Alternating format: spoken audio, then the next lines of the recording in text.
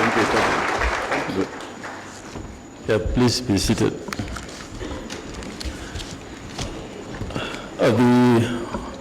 Our chief guest, the Honorable Attorney General, Mr. Justin Muturi, Their Excellency, Madam Waiguru, Chairperson, Council of Governors, Anthony Ngororano, UNDP Resident Representative, the Deputy Speaker of the Senate, Mr. Kathuri Murungi. We have a long list of everybody in this room that needs recognition, but I want to ride on the protocol established by our CEO, Mr. Marijan. I know we have representatives from the three arms of government, from Parliament, Executive, Judiciary, the county government assemblies, representatives of constitutional commissions led by Gersho Motaichi, and my colleagues are here, fellow chairs, development partners, members of the diplomatic corps, civil society, all the participants in the election process are here. I can see all of you, the religious leaders and staff of IEBC, and of course the choir.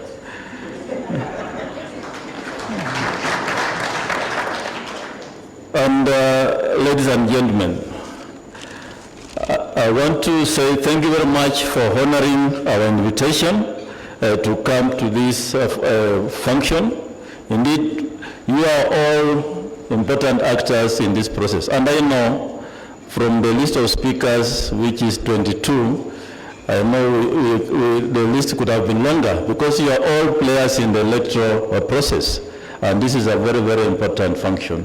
Before I make my remarks, it has been said that tomorrow is my last working day.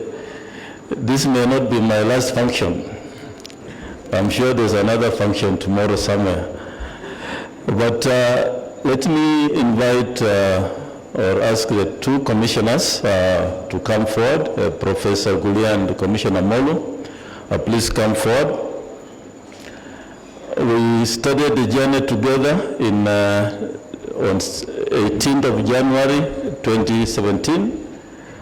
The final three, they say three musketeers. And so they went in Siberia, but they are not telling me where I was. Of course, I was in my house, taking my cups of tea and waiting if anybody is coming on the door. Of course, nobody came. Let me go through my speech. I'm pleased to welcome you to the launch of the post-election evaluation report for the 9th of August 2022 general election. This launch is not only the last event of our election calendar, but also marks my last duty to this country in a forum such as this one. The conduct of our post-election evaluation exercise by the Commission is in line with Article 884B of the Constitution, and we as a Commission are expected to facilitate evaluation of elections which happened on the 9th of August. It is also an integral part of the post-election phase of the electoral cycle, and based in the national practice that affords an election management body an opportunity to reflect on lessons learned and make recommendations for implementation in subsequent election. I've had the unprecedented opportunity to preside over the two general elections and fresh presidential election during my 6-year tenure at the helm of the IEBC. As I look forward to my exit from office tomorrow, I will share my reflections of that journey as chairman of the Commission.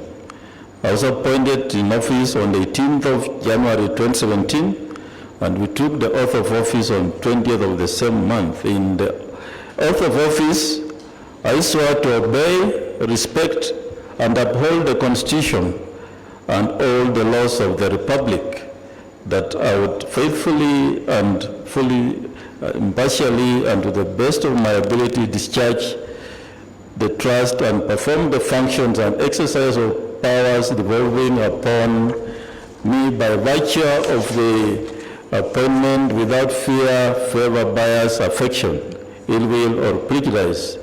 And the last sentence, I asked God to help me remain true to this oath. I joined the commission that I had been appointed along with me, with the other commissioners who were 7, to oversee the conduct of the 2017 general election that was less than 7 months away. We had very limited time to understand the infrastructure of the election and architecture of the commission.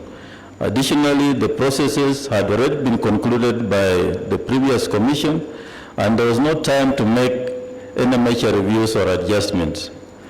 We conducted the 2017 general election that was nullified, and we held a fresh presidential election as ordered by the Supreme Court on the 23rd of October 2017. And the results of that fresh presidential election were upheld by the Supreme Court in a subsequent petition that was filed. As it will be recalled, one commissioner resigned before the fresh presidential election, and 3 others followed shortly after. And those were very difficult moments as we were just left, the 3 of us. But we had taken an oath of office, and we could not falter on that oath. We had a duty to this country to start preparing for the 2022 general election. And second, we had a responsibility to ensure the preservation of the commission with its long-tested experience in election management that had created a large body of technical competence and practical knowledge that drives its preparation and conduct of elections. So drawing from the Supreme Court decision, drawing from our experiences in the general election and the fresh presidential election of 2017, we set on the journey to prepare and make sure that the 2022 election is successful. We prepared a strategic plan 2020 to 2024. We came up with the election operation plan, which provided a roadmap for implementation. And during this journey, I must mention a few achievements which we leave behind and hope that the incoming commission will build on those achievements. Over the last 6 years, we have conducted a number of activities, and some of the notable achievements are when we came in the commission, we found the commission was being managed under 17 regions as had been demarcated by the commission in the country. But we said, as a commission, in line with devolution, we must set up county election officers, and so we set up 47 county election officers. And then these county election officers have been a success story. We have 47 county election managers who oversee the activities of the commission in the constituencies within those counties. And so we have 47 county election managers and then senior election officers in the 290 constituencies who form an increased permanent staff of the IEBC, which to date stands at about 1,000. We also found an institution which did not have policies and procedures, and so we set on a journey to develop various policy manuals and standard operating procedures to address systemic challenges within the commission systems and operations. All the directorates now have policies and manuals, and as we leave the commission, we urge the incoming commission to build on these policies and manuals, revise them where need be, but these documents are the ones that have guided us to operate and manage the 2022 general elections. They provide clear operational and administrative procedures for effective governance and streamlining of the Commission's activities. One of the areas we also came up with was drafting legislations and some bills to Parliament. Although most of these bills have not been looked at, and I'm happy, Honorable Deputy Speaker and my learned friends, you are here, and the Attorney General is being here. We drafted Referendum Bill 2020, IEBC Amendment Bill 2020, Election Campaign Financing Amendment Bill, and Election Laws Amendment. These bills are still lying in the House, and we urge the Parliament, please look at them and at least prepare them so that this commission can have better legal framework for the next election. It's good manners internationally that election laws need to be passed at least 2 years before elections, or at worst 1 year before elections, to avoid the last minute rush. So we hope this time round we have the 13th Parliament, which I'm sure should look at these bills and pass the necessary amendments to the election law, at least 2 years or at least 1 year before elections, so that the Commission can prepare adequately for the 2027 elections. Among the key things we did was voter registration. We had an additional 2.743498 new registered voters and expanded the diaspora voting to additional countries to make a total number of 12. The Commission subjected the register to audit and cleaning up, and the final voters register was 22,120,458,000, which gave us 46,229 polling stations.